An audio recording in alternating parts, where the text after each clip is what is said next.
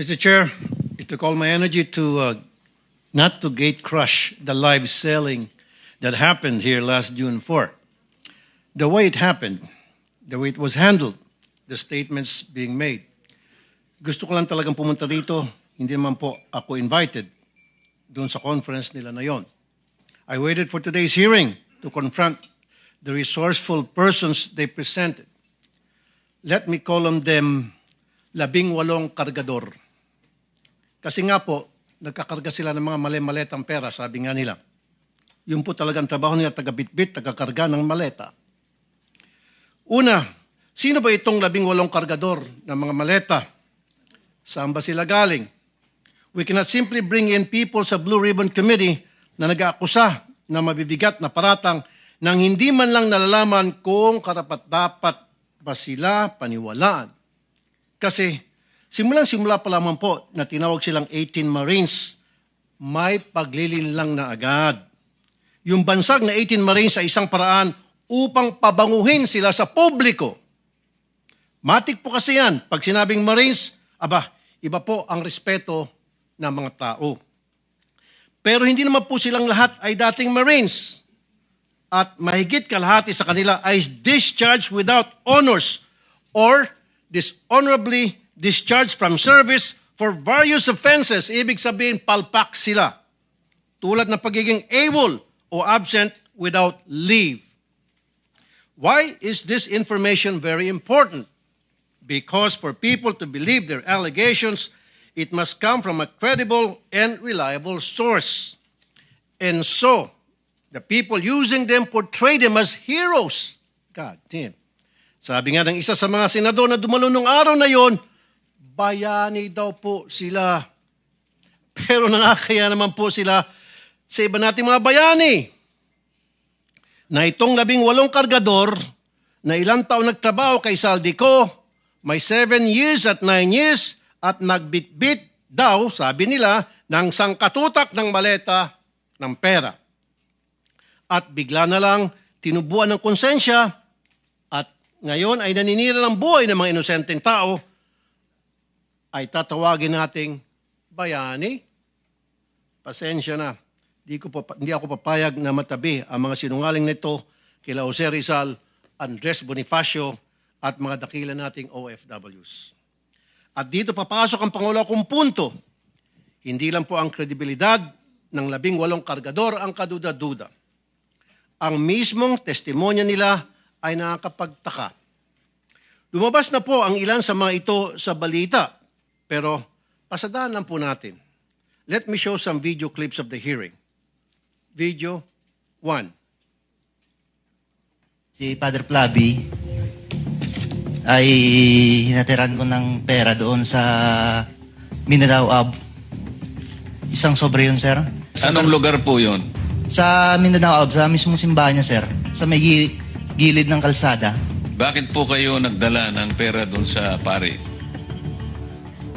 Kasi, sir, hindi ko ano, sir, kung pang ano nila yun, sir, eh. Basta nagdala na kami ng pera, sir. Tapos doon sa 33 Maleta din ba? Dinala mo?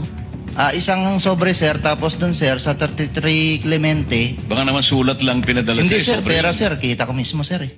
Tapos sa 33 Clemente, sir, isang maleta. Kanino? Kay Father Flavi, binuhat ko papunta sa sakyan niya. Tapos yung suot niya, sir, itim na pangpare. Sagot naman ni Diocese of Cubao Bishop Elias Ayuban Jr., there is no church entrusted to the Society of the Divine Word on Mindanao Avenue or anywhere in its vicinity. Pangalawa, iPhone time travel. 2024 pa lang, wala pang iPhone 16e noong 2024. Mutok yung flood control po, 2024. Nakapagsalita na po dito si Master Sergeant Orly Gutisa. Ngayon, maraming nagliligaw sa amin. Ano po?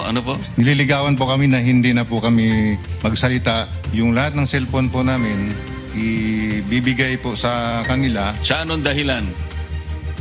Papalitan po ng mga bago po, iPhone po. Ano bang klase yung mga cellphone nyo? Nokia? iPhone 16. So papalitan nila ng mas maganda. Yes, Your Honor. Alam ninyo yung dahilan kung ba't nila gagawin yon? Kasi nandun yung mga picture namin, Your Anong klase ng cellphone para ma-record? iPhone 16e, 128 GB. Nang i-check ng News 5 sa mismong website ng Apple, lumalabas na February 21, 2025 ang pre-order na naturang model na sinasabi ng Bagman sa hearing. Pangatlo, pinili na impormasyon. Ano ang nangyari sa pagpapalabas ng katotohanan? Kung pinipili lang nila kung sino ang ilalabas. Malinaw ang detalye nila sa una nilang affidavit tungkol sa mga maletang dinala sa ilan naming kasamahan dito na may address pa. Pero bakit parang mirakulo na naglaho ang naratibo tungkol dito? Sa original affidavit nung mga dating sundalo, nandun din si Senator Loren daw at saka yung magkapatid na Villars. Ngayon ko lang nakita yung affidavit. I have not read, etc.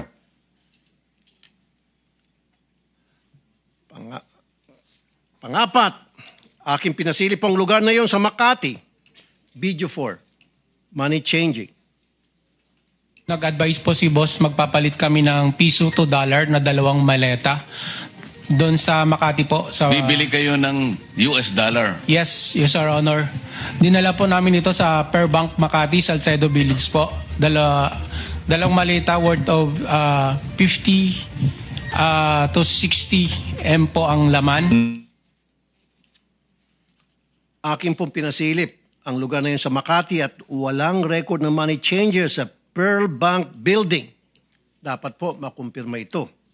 At syempre, nandyan din po ang mga kadudadudang testimonya nila laban kay Senator Soto na pinabulaanan niya na dahil nga matagal ng patay ang sinasabi nilang si E.A. Mark or Executive Assistant Mark. At ang pangbawi nila ng aligasyon tungkol kay Representative Laila de Lima na noong mga panahon na yun ay hindi pa kongresista at nakakulong pa. At sabi ni Ombudsman Boying Rimulya, ang isang letrato ay delivery na nangyari noong panahon ni Speaker Lord Velasco pa. And so I come to my third point because it seems that some of the information from these 18 porters or cargador are fed. They have a hard time telling their story on their own. Kung papanoorin mo ang live selling nila noong Huwebes, hirap silang ikwento ang kanilang naratibo. The presiding officers of that conference were coaching and leading the resourceful persons.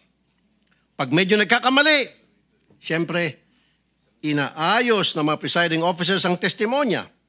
Minsan si Attorney Baligod na, hindi naman involved sa pagbitbit ng maleta, ay siyang tumitistigo tungkol sa nangyari. Wala naman siyang personal knowledge. Ika-4 na punto, nais ko pong humingi ng dispensa sa ating mga Senate media.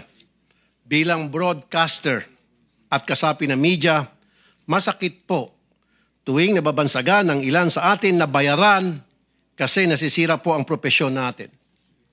Pero itong pagsisigawan na bayaran ng karamihan sa atin, dito sa lugar na tinawag nyo ng tahanan at buong puso nyong pinoprotektahan sa pamamagitan ng makatotohanang pagpapahayag, ay tatawagin kayong bayaran.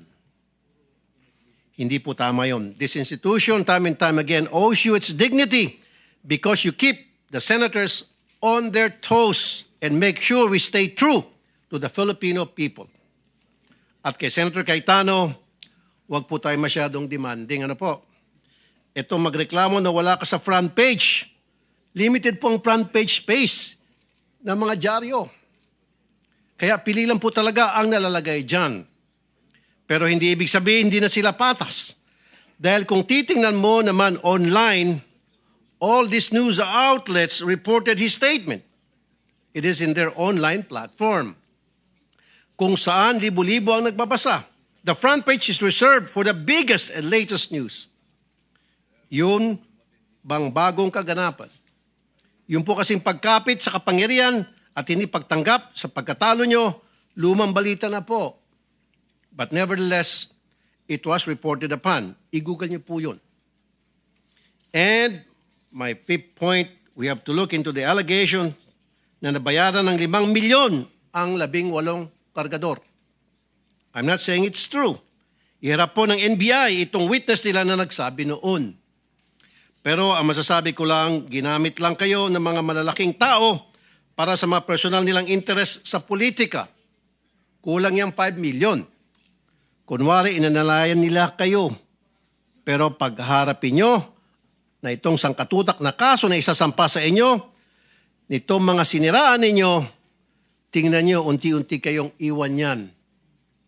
Ngayon pa lang, narinig mo na sila na nagugas kamay sa mga paratang nyo. Dumidistansya sila sa inyo dahan-dahan. Kaya sa ating mga kababayan, mag-ingat po tayo sa paniwalaan or papaniwalaan. Remember, the devil can cite the scripture for his purpose. No more, no less. When Jesus went into the wilderness to pray, the devil tried to tempt him 3 times. But as he was failing to tempt Jesus, and as he was getting desperate, what did the devil do? He quoted the scriptures from the book of Psalms. Huwag po tayo magpapadala sa mga mabubulaklak na mga pananalita dahil lang siya ay nagbabasa ng Biblia. Huwag po tayo basta maniniwala dahil binansagang bayani o Marines ang 18 na kargador. Buksan po natin ang ating mga mata, tenga at utak. Huwag po tayo magpapadala sa mga live selling nila. Tingnan niyo po kung sino ang nagbebenta. Kasi kung mahistoryan ng pagbubudol at di tayo maingat, tayo na pong susunod na biktima nila. And before I end, I would like to remind my colleagues here in the Senate to please be very careful in calling out some people as bayani, putting them on a pedestal dahil hindi naman talaga totoo. Because that will be a reflection of you. Tatawagin mo ang mga taong umami naman na nag-deliver ng mga kickback kung sino-sino pong si Pilato. So therefore, matatawag siya ng sindikato. So kung tatawagin mong bayani ang isang sindikato, sindikato ka rin. As simple as that. Maraming salamat, Mr. Chair.